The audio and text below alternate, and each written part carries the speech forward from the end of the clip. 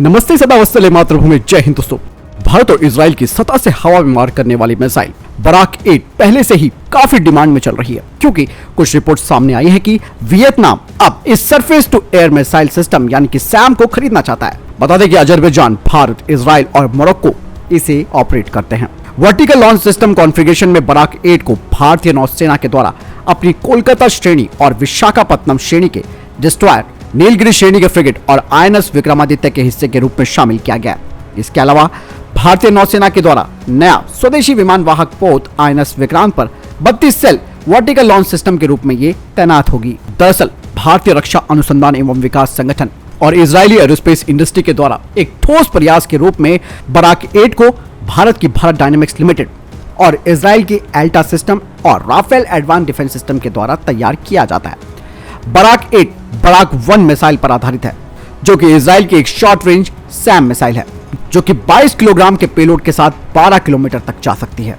बता दें कि बराक 8 के समुद्र और जमीन आधारित संस्करण मीडियम रेंज और लॉन्ग रेंज वेरिएंट्स में आते हैं और ये मैक 3 की गति से 60 किलोग्राम का वॉरहेड डिलीवर कर सकती है। इसमें 360 degree coverage, smokeless propulsion, thrust vector control, dual pulse propulsion, vertical launch और 2-वे डेटा लिंक है। बता दें कि ये मॉडर्न एयर डिफेंस सिस्टम अपने मल्टी फंक्शन सर्विलांस, ट्रैक और गाइडेंस रडार का इस्तेमाल करके कई टारगेट्स को एक साथ एंगेज कर सकती है और इसी तरीके का सिस्टम भारतीय नौसेना के कोलकाता श्रेणी के डिस्ट्रॉयर के ऊपर लगाया गया है। इस एमआरसैम में एक advance active radar radio frequency Sikar है, जो कि इसे एक्सट्रीम वेदर में मोबाइल लक्ष्यों का पता लगाने में सक्षम बनाता है।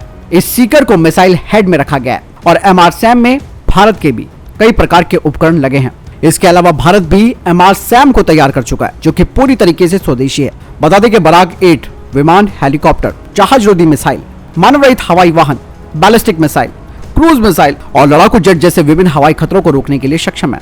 ये 0.5 किलोमीटर से 100 किलोमीटर तक की ऑपरेशनल सीमा के साथ एक दुर्जय वायु रक्षा प्रणाली बन जाती है। वहीं दूसरी तरफ बराक 8 का जो समुद्री संस्करण है, वो न केवल एक सुरक्षात्मक उपाय है, बल्कि नौसेना के हवाई क्षेत्र को सुरक्षित करने में भी महत्वपूर्ण भूमिका निभाता है। दरअसल एंटी एक्सेस और एरिया डिनाइड ये एक समुद्री रणनीति है, जिससे कि नेवल फोर्सेस को बैटल स्पेस में खुली आवाजाही की अनुमति मिलती है। समुद्र पर इस तरह की उभरती हुई लड़ाई में बराक 8 का समुद्री संस्करण न केवल हमारे बेड़ों को सुरक्षित कर रहा है, बल्कि जो देश इसे खरीदने वाले हैं, खास करके वियतनाम, उन्हें भी सुरक्षा मुहैया कराएगा। बता दें कि बराक 8 की जो सीमा है, उसे जो कि पहले 70 किलोमीटर थी, उसे बढ़ाकर 90 से 100 किलोमीटर कर दिया गया है। यही नहीं, इसके अलावा 150 किलोमीटर के लिए भी बराक 8 का एक्सटेंडेड रेंज तैयार किया जा रहा है। इसे इस तरीके से डिजाइन किया जा रहा है कि ये दृश्य सीमा से परे यानी कि बियॉन्ड विजुअल रेंज वाले खतरों को एंगेज कर सके।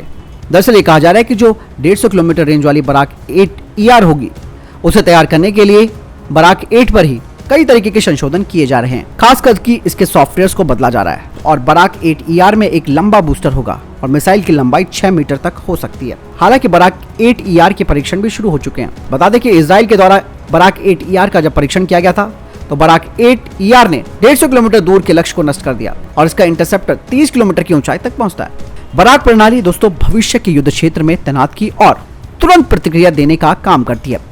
इसके अलावा ये भारत के लिए रक्षा निर्यात के मामले में ब्रह्मोस के समान सफलता हासिल करने की राह पर है और इन वर्षों में Colombia, Finland, Germany, Poland, Saudi Arab, संयुक्त अरब अमीरात और वियतनाम ने भी बराक 8 पर अपनी रुचि दिखाई है।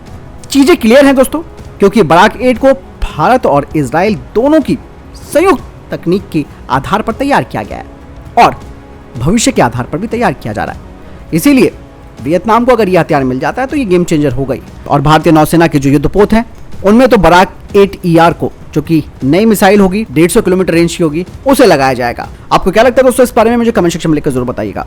मिलता हूं नई वीडियो के साथ, चैनल जरूर सब्सक्राइब कीजिएगा। जय हिंद, वंदे मातरम।